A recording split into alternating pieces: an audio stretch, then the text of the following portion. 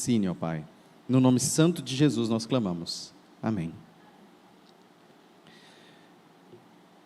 Estamos seguindo, então, essa série de 10 aulas, isso que foi proposto, 10 aulas sobre o livro de Jó.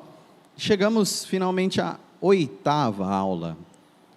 Na anterior, dando uma retomada do que nós falamos, uma revisão do que nós concluímos. Primeiro, a fonte da sabedoria é Deus. Ela não vem de nós, dos nossos esforços, das nossas escavações buscando essa preciosidade em qualquer lugar que seja desta terra, porque ela é celeste. Então não importa a nossa habilidade de minerar coisas preciosas, como o Jó disse, o ouro, os metais, nós podemos achar, a sabedoria não depende das forças das nossas mãos, ela vem de Deus. Então devemos ver a sabedoria de Deus nos montes e vales da vida e obter paciência, sabendo que Deus está expondo sim a sua sabedoria perfeita em todos os momentos da nossa vida, nos altos momentos ou nos baixos momentos, ao atravessar por montes ou por vales, a sabedoria de Deus é demonstrada no mundo todo. Nós conseguimos vê-la? E, mesmo que no momento da travessia seja difícil ver, que nós obtenhamos paciência para atravessar e aguardar a exibição fantástica da sua paciência, da sua sabedoria. Ainda, chegamos à conclusão que nossa boa conduta não nos deve conduzir à arrogância, ainda que o sofrimento seja nosso freio, ou seja, de alguma forma, Jó foi conduzido pela sua boa conduta a um tipo de arrogância, orgulho ou vaidade, por ser um homem de boa conduta. Então ele não é um homem mau, perverso, ímpio, que por causa da sua impiedade teve o justo merecimento daquilo que aconteceu na vida dele. Essa é a teologia fraca dos amigos dele, parcial dos amigos dele, mas o que nós temos é um Jó, que por mais que Deus mesmo seja testemunha da integridade dele, ainda assim a sua própria integridade, sua própria retidão traz orgulho para si. A ponto de que de alguma forma ele compactua com a teologia dos seus amigos. Só não entende qual foi o erro dele mesmo. E, mesmo que o sofrimento seja o que freia a nossa arrogância, mesmo que Deus queira, através das muitas tribulações, mostrar que nós dependemos apenas da sua graça, não dos nossas boas ações, a nossa boa teologia, nós não dependemos de nós mesmos, mas de Deus. Nem que o sofrimento de Deus venha para nos ensinar isso, mas que nós entendamos que não dependemos de nós. Deus é muito acima do que nós somos. Então, Deus é muito além em seu merecimento, em sua essência, em sua dignidade, daquilo que a gente é. Então, tudo que nós temos é graça, e a sua graça nos basta. A sua graça nos basta. Estivemos agora de manhã, nesse momento de grande reflexão com o irmão João Paulo, e eu fiquei atento quanto às orações em si. Eu acho interessante a psicologia da oração, porque nós fazemos as orações aqui, diferente do que fazemos no nosso quarto, diferente do que fazemos silenciosamente, nós fazemos em alta voz. Tem muita gente que tem medo de falar em alta voz, porque muitas pessoas estão ouvindo aquilo que nós estamos falando, então nós estamos, de alguma forma, falando às pessoas, fazendo orações perante as pessoas, mostrando a nossa noção de Deus perante as pessoas, mostrando os nossos pedidos perante as pessoas. E perante outras pessoas, às vezes a gente trava, dá uma vergonha, talvez a gente tenha medo de exibir um pouco da nossa mente e do nosso coração perante as pessoas. Acho isso interessante porque muitos têm medo de falar em público, vejo isso em crianças da escola mesmo, adolescentes da escola, que diversas vezes, na hora que tem que falar perante todos, não quer, por mais que saiba, por mais que fez, ela trava porque está perante outras pessoas e aquilo envergonha ela. Pois bem, saibam que em cada oração, em cada fala em público, nós estamos expondo a nós mesmos e fazendo teologia perante as pessoas, falando de quem é o nosso Deus e o que nós conhecemos dele perante muitas e muitas pessoas. Mas até que aprendemos a lidar com isso. Muitos de nós já aprendemos a lidar com isso. Porém, se eu trago aqui o presidente da República, os ministros, todos os principais chefes do executivo, do legislativo e do judiciário da nossa nação, e alguns representantes aí que saibam português de outros países, todas as autoridades, num culto nessa igreja, e conceda o microfone a algum de vocês e fale, pode falar em nome da igreja para eles. Seria a mesma coisa que orar perante a igreja? Ou talvez traria um medo ainda maior em nossos corações? Um outro aspecto, por mais que seja homens, é o aspecto da autoridade. E talvez nós nos acostumamos a falar uns com os outros e que os outros, como comunidade, saibam da nossa teologia. Só que a gente tem que lembrar que nós não fazemos a nossa teologia, os nossos pedidos apenas perante homens, mas perante Deus. Quando alguém pega em si o microfone e vai orar, ele está orando não perante apenas a igreja. Na verdade, ele está conduzindo a igreja perante o próprio Deus. Perante Deus. E ele faz a sua teologia oral perante o próprio Deus. Aí você fala, opa, agora eu tenho mais medo de orar então. Seja no seu quarto, seja em qualquer lugar, o que muda? Perante pessoas. E esse não deve ser nosso principal medo. Mas perante Deus em todas elas. Nós fazemos a nossa teologia, nós fazemos os nossos pedidos, a nossa concepção de Deus, o nosso conhecimento de Deus exposto por palavras perante Deus. Perante o nosso Deus. Isso te deixa com mais palavras ou menos palavras? Isso te deixa mais confiante ou mais temeroso? Porque até agora nós temos observado Jó perante homens.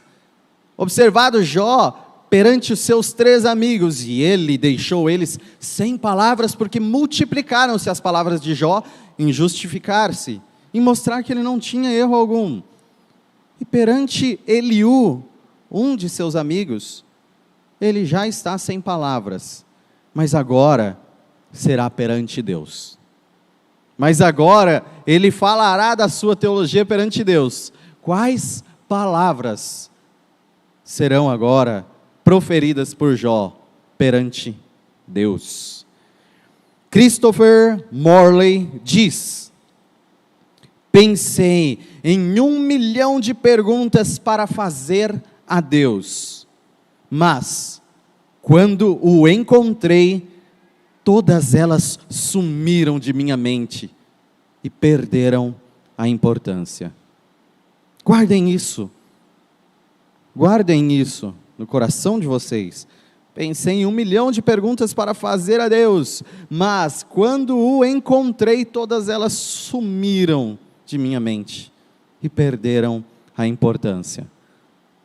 Não porque em si eu demandava tanto respostas faladas, mas porque o próprio Deus é a resposta de tudo. Na sua essência, Ele é, por excelência, o momento em que toda a sabedoria humana cai, todo questionamento humano cai, tudo simplesmente é nada perante o Deus que nós servimos. Você tem noção disso? É difícil até a nossa razão entender isso, mas porque é muito acima da nossa razão, então é normal. Perante Deus, tudo se cai de nossas dúvidas, de nossos questionamentos. Pode ficar tranquilo, o homem mais obstinado, fanático, inteligente deste mundo, com todas as suas razões perante Deus, não falará nada, não questionará Deus. Você pode ter certeza disso, pode confiar nisso. Por isso, até o momento Jó falou, até o momento houve questões, questionamentos, houve homens buscando sabedoria e trabalhando como se fossem pedras batendo uma das outras, e às vezes saíram faíscas, mas os homens estavam nesse debate para falar da sabedoria. Eis a fonte da sabedoria, ela falou, abriu a sua boca e emitiu a voz, se podemos fazer a forma de homem em Deus. Então o Senhor passa a ser a nossa aula, a 8ª aula em Jó. Então o Senhor. É isso que muda tudo. É isso que muda tudo no livro de Jó. Então o Senhor. É isso que muda totalmente a sua vida.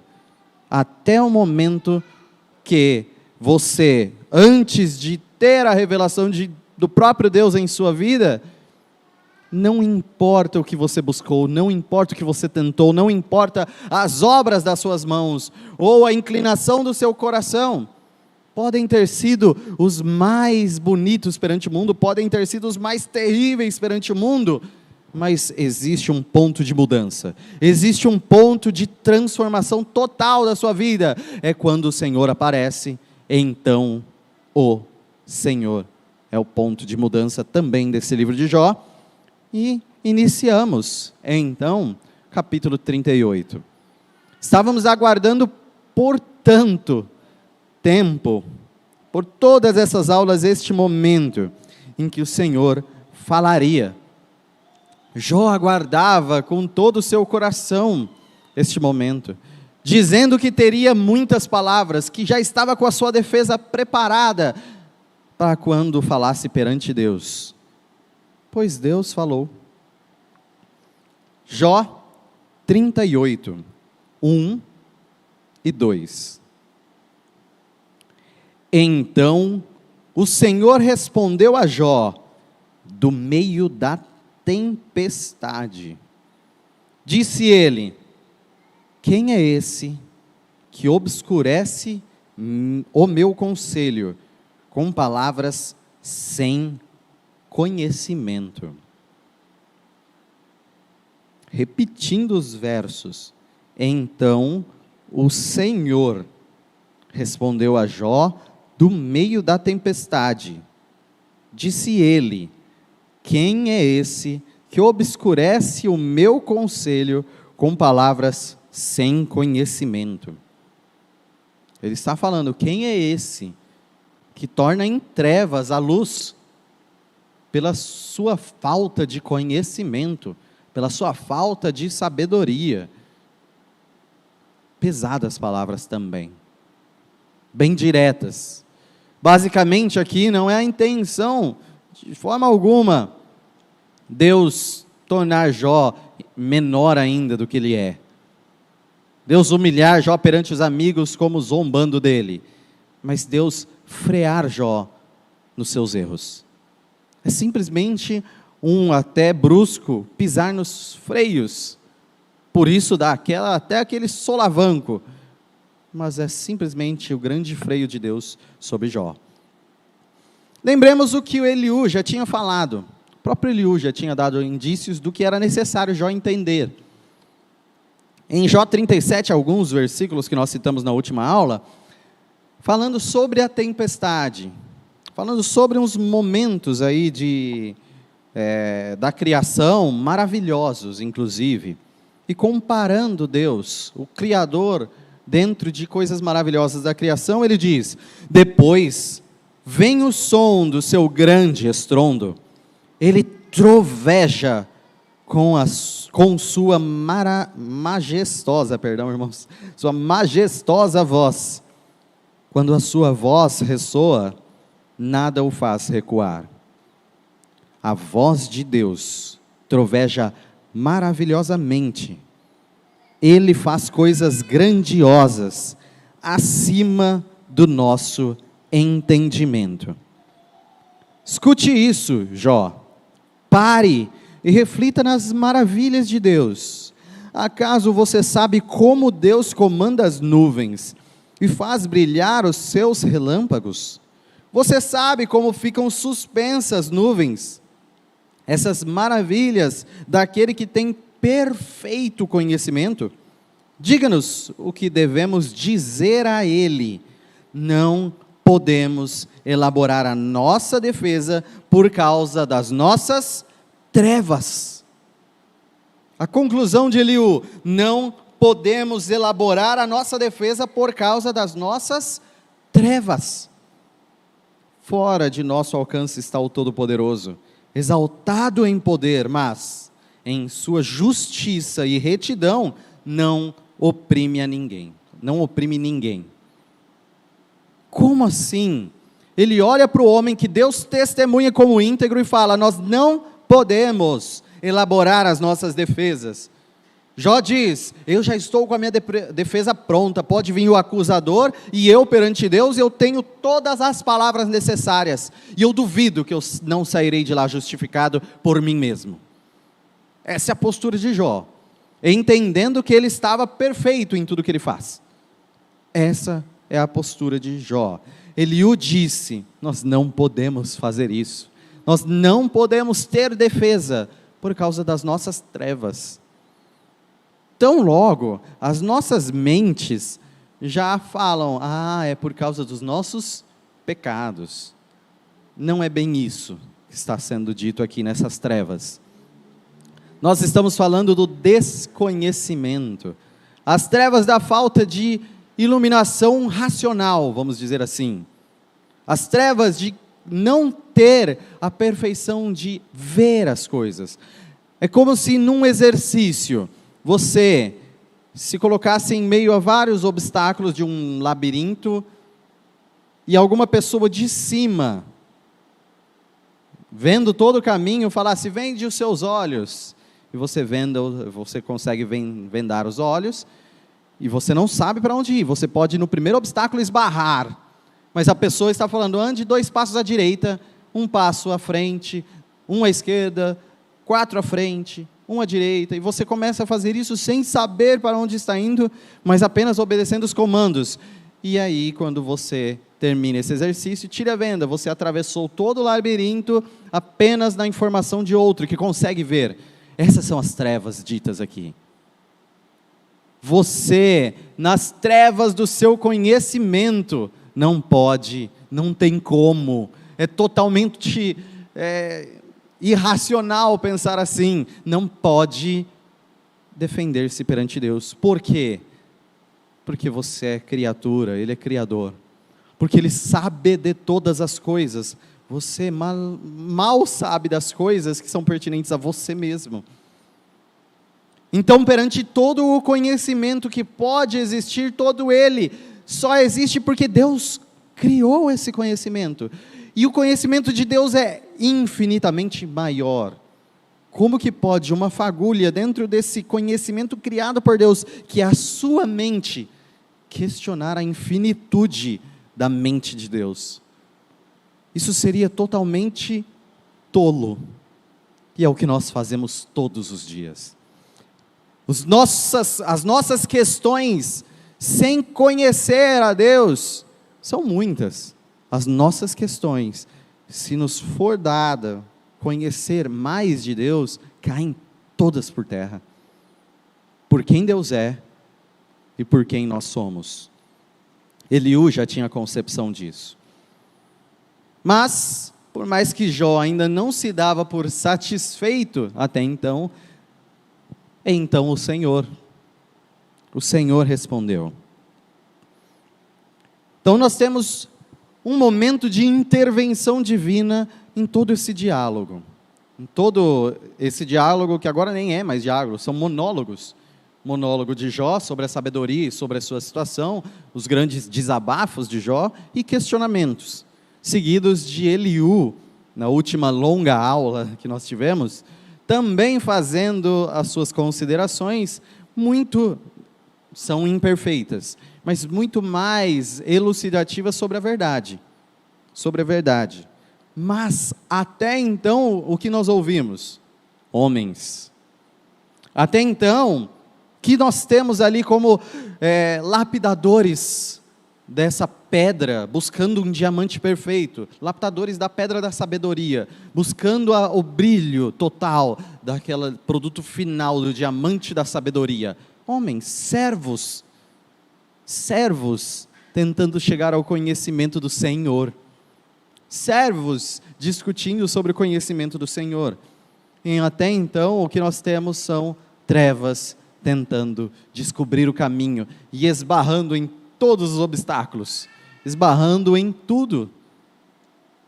Agora, nós temos uma mudança drástica, por isso que essas 3 primeiras palavras do capítulo 38, então o Senhor, são tão significativas para nós.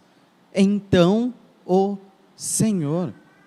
Tem noção que a sua vida era trevas de conhecimento? Então o Senhor se revelou. Então o Senhor falou. Então o Senhor apareceu. Então o Senhor jogou um freio em você andando em direção aos abismos e obstáculos. Então o Senhor. Quem seria você se não houvesse essas 3 palavras na sua vida? Então o Senhor. Neste momento de discussão entre Jó e os amigos, que o Senhor apareceu, agora é o próprio Deus falando.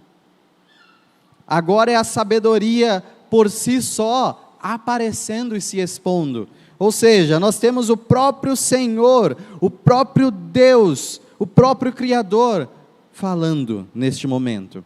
Ou seja, no meio das trevas houve luz. A luz do próprio Deus, a luz do conhecimento de Deus, a luz da sabedoria de Deus, a luz do próprio Criador da sabedoria. Ele apareceu, Ele agora vai falar, Ele vai trazer a sua luz à mente do homem, no caso aqui a mente de Jó especificamente. Então o Senhor falou.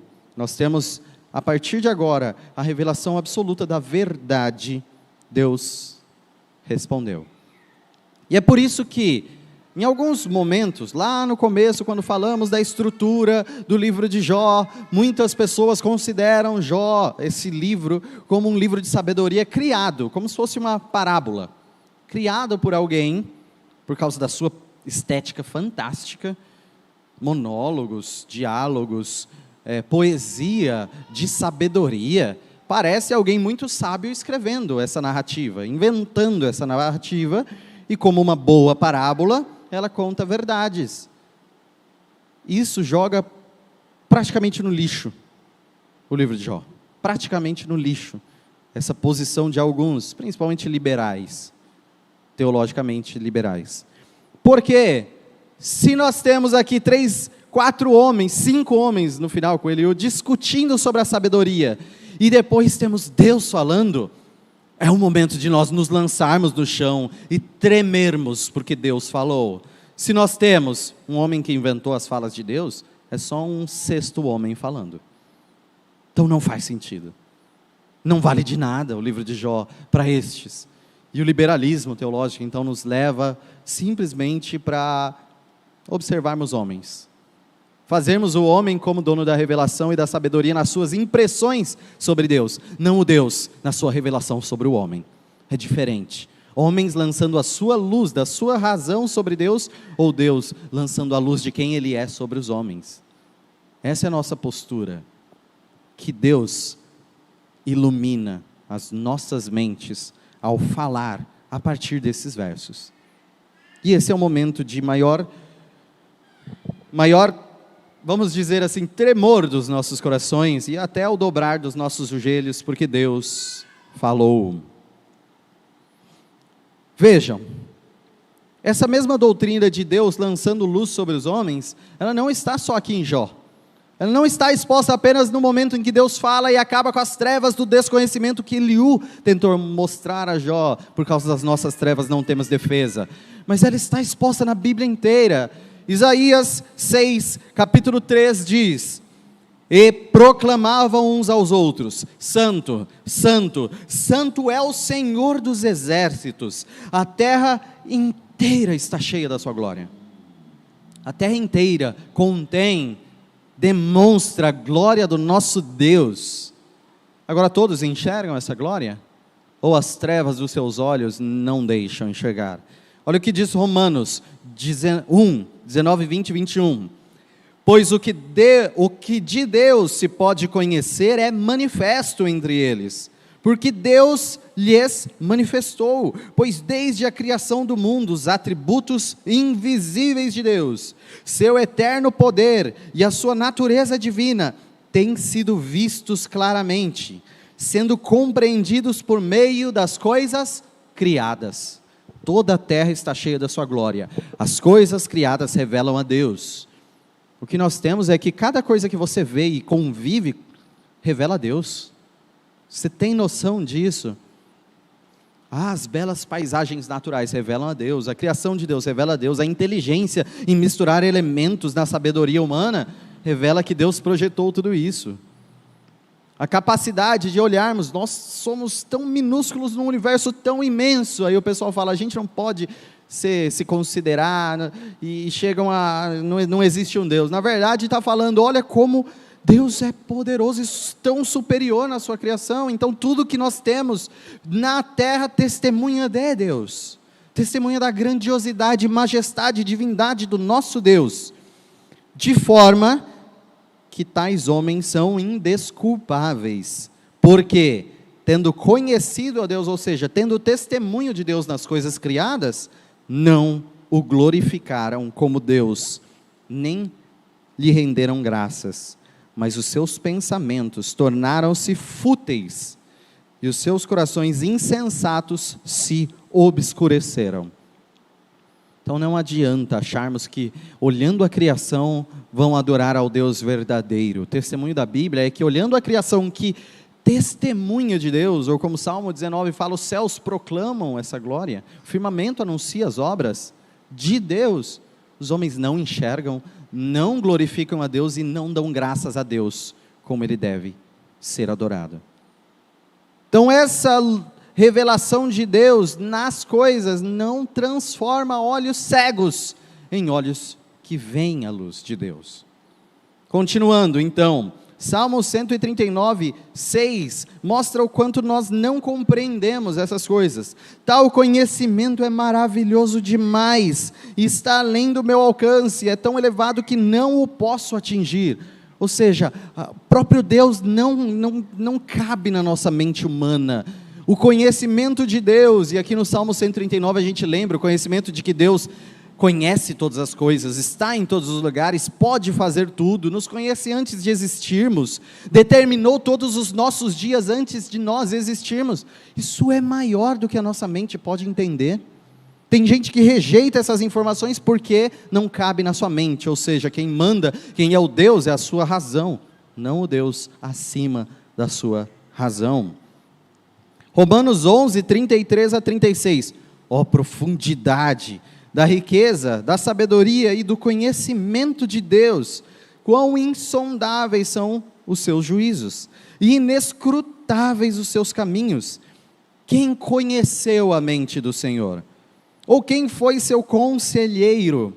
Quem primeiro lhe deu para que ele o recompense? Pois dele, por ele e para ele são todas as coisas. A ele seja a glória para sempre. Amém.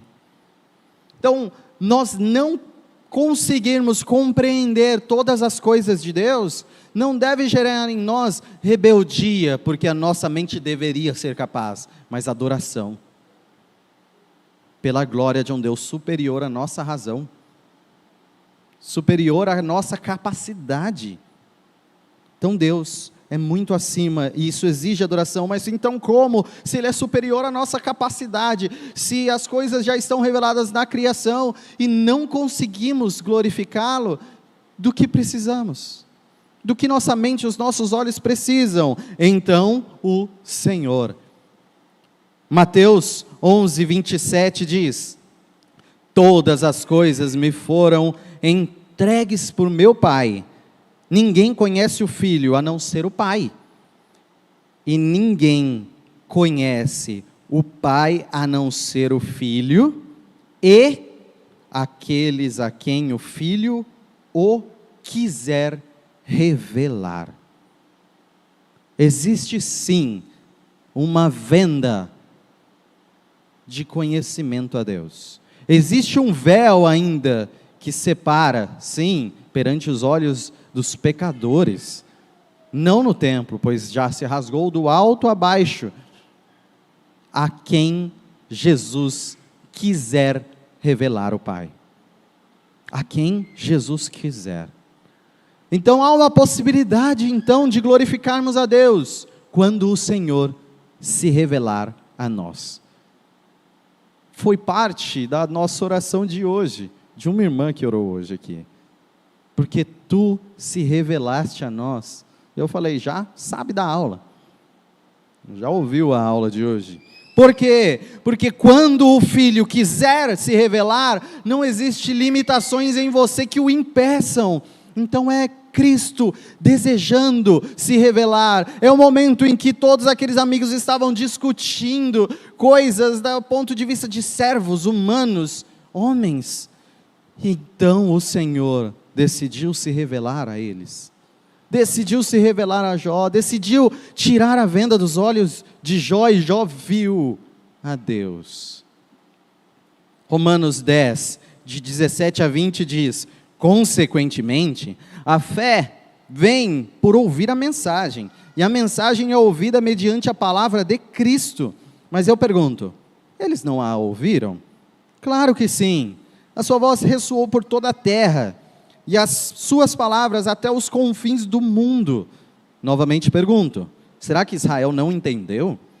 Moisés foi o primeiro que disse: farei que tenham ciúmes de quem não é meu povo, eu os provocarei a ira, por meio de um povo sem entendimento.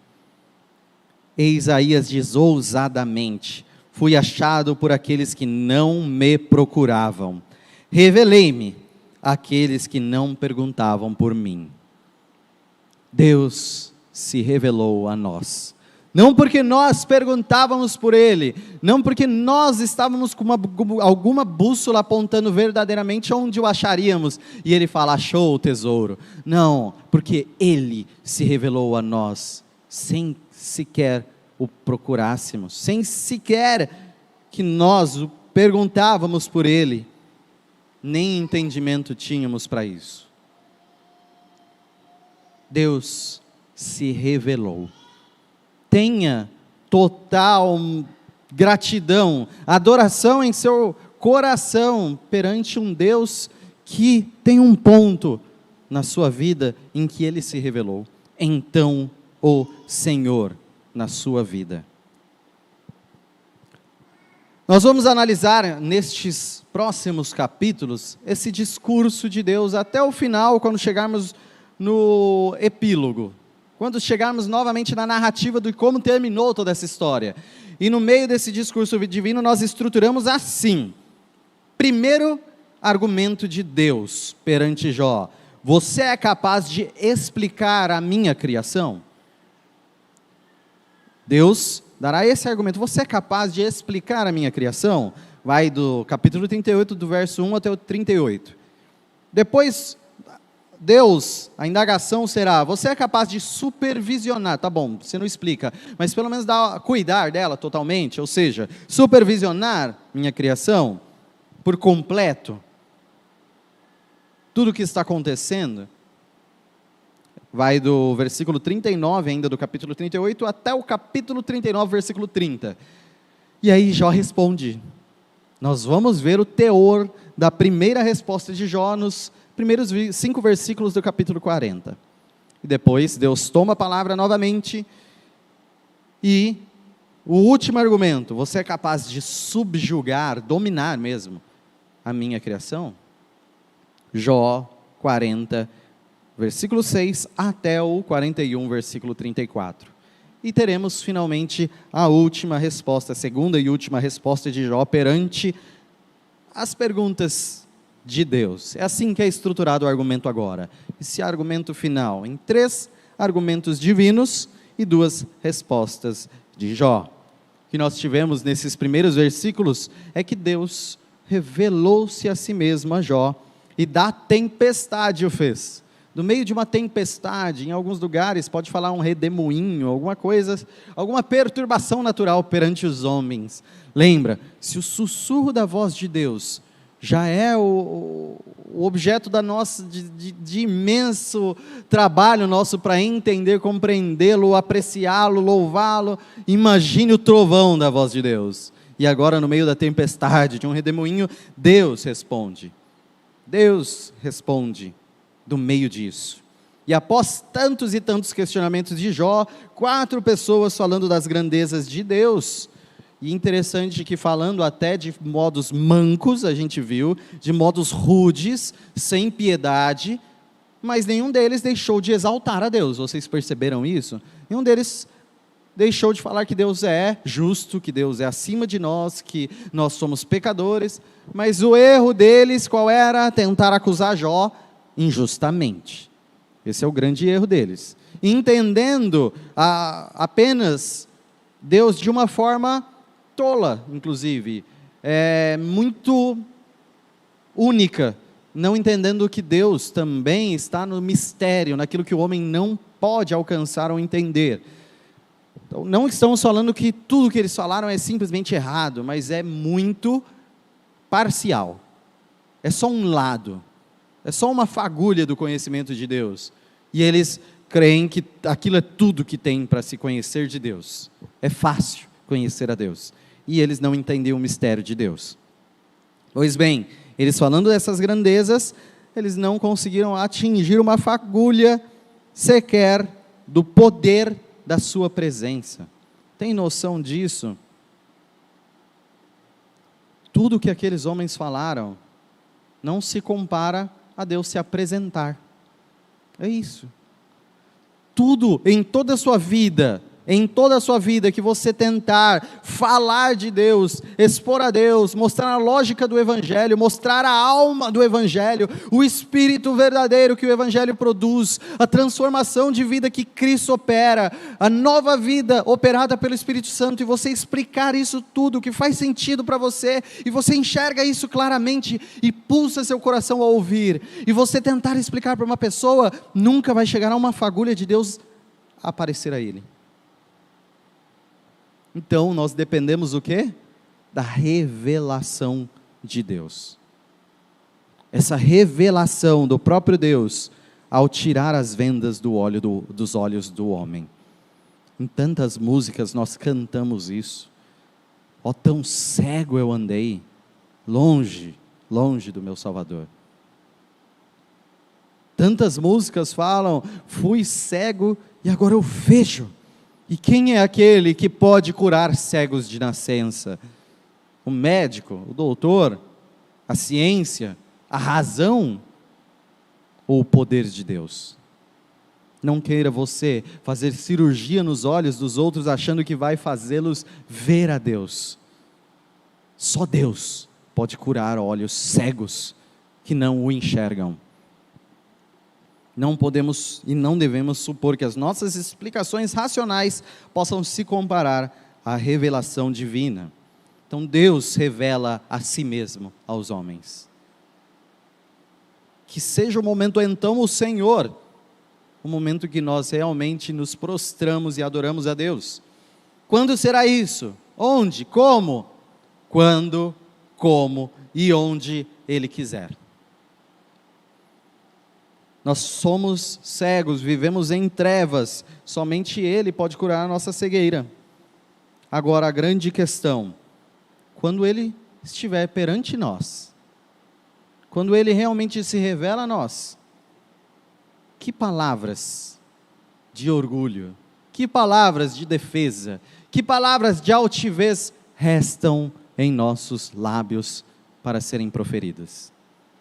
É muito fácil questionar a Deus, é muito fácil entrar com muitos argumentos e questões perante Deus, até que Ele apareça verdadeiramente a nós, até que a sua palavra mostre Deus a nós, aí tudo cai. Todos os nossos questionamentos caem. Então, se você, no seu coração, tem algo que você não entende de Deus, e você questiona Deus, e você não aceita, que está escrito, mas não aceita, entenda. Se Deus se revelar a você, passará. Então, você não precisa, de qualquer forma, depender de si, mas clamar a Deus, revela-te a mim. Conhecer a ti eu quero. Mostra a tua face. Mostra a tua glória, ilumine a minha mente e o meu coração, revela-te a ti mesmo, ó Deus. Versos 13 e 4. Prepare-se como simples homem, vou fazer-lhe perguntas, e você me responderá.